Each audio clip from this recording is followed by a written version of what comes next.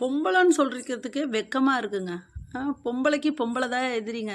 இந்த காலத்துலேயும் சில பெண்களுக்கு எதிரியாக தான் இருக்கிறாங்க. பெண்ணுக்கு பெண்ணே எதிரிங்கிற மாதிரி என் விஷயத்தில் பெண்கள் மட்டும்தான் எனக்கு அதிகமாக எதிரியாக இருக்கிறாங்க.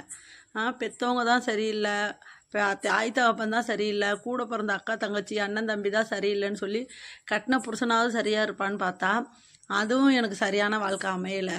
சரி பிள்ளைங்களாவது சரியாக இருக்குன்னு பார்த்தா அதுக்கு மேலே இருக்குது. இப்படி அடி மேலே அடி விழுந்துக்கிட்டே இருக்குது எனக்கு.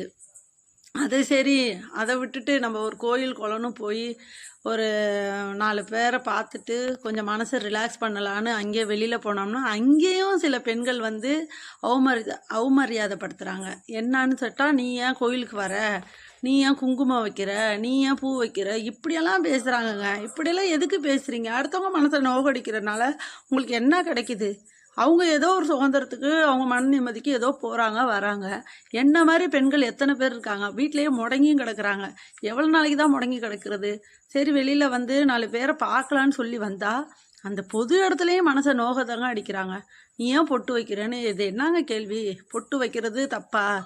பொட்டு வைக்கிறது தப்புன்னு சொல்கிற எந்த பெண்ணும் பெண்ணுக்கு தகுதியான பெண்ணே கிடையாது.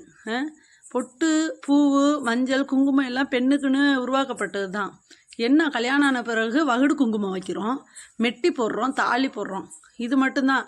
அது கணவன் இழந்த பிறகு அதை மட்டும் தான் எடுக்கணும், தவிர பொட்டு வைக்கக்கூடாது, பூ வைக்கக்கூடாதுன்னு எந்த சாஸ்திரம் சம்பிரதாயம் சொல்லலை, யாரும் சொல்லலை. சில பெண்கள் ஏன் இப்படி சொல்லிட்டு திரிறீங்க? உங்களுக்கு அது மாதிரி நடந்துச்சுன்னா நீங்கள் வைக்காமல் இருங்க. அடுத்தவங்களை எதுக்கு மனசை நோகடிக்கிறீங்க? அதனால உங்களுக்கு என்ன கிடைக்கிது? நம்ம இப்படி பேசுகிறோமே, அவங்க மனசு நோகணும் ஒரு சில நிமிஷம் நினச்சி பார்க்குறீங்களா? ஏன் இப்படி இருக்கிறீங்க? நீங்களாம் பொம்பளையா தானே, பொம்பளையாக பிறந்து பொம்பளையாக தானே வளர்ந்துருக்கீங்க. நீங்களாம் மிருக ஜாதியா? மிருகத்தோட மோசமாக எதுக்கு நடந்துக்கிறீங்க? மனுஷனை ஃபஸ்ட்டு மதிக்க கற்றுக்குங்க.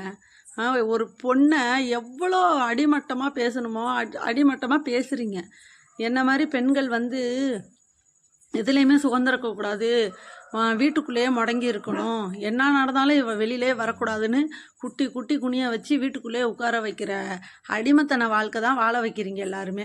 அந்த வாழ்க்கையெல்லாம் வாழக்கூடாது, நம்மளும் ஒரு சுதந்திரமாக இருக்கணும்னு சொல்லி சரி இது சில இடங்களுக்கெல்லாம் வந்துட்டு இப்படி யூடியூப்லேயாவது போடலான்னு பார்த்தா அதுலேயும் வந்து நிறைய பேர் அதுக்குள்ளே யூடியூப் போட ஆரம்பிச்சிட்டியா, அதுக்குள்ளே இப்படி பாட ஆரம்பிச்சிட்டியா, ஆட ஆரம்பிச்சிட்டியான்னு.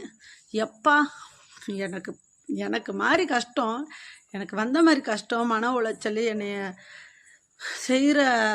எனக்கு செய்த துரோகம் எல்லாத்துக்கும் என்ன மாதிரி ஒரு பெண்ணனால நான் தாங்கிட்டு இருக்கேன். எனக்கு நடந்த கொடுமை எதுவுமே அடுத்த பெண்ணுக்கோ எனக்கு என்ன மாதிரி ஒரு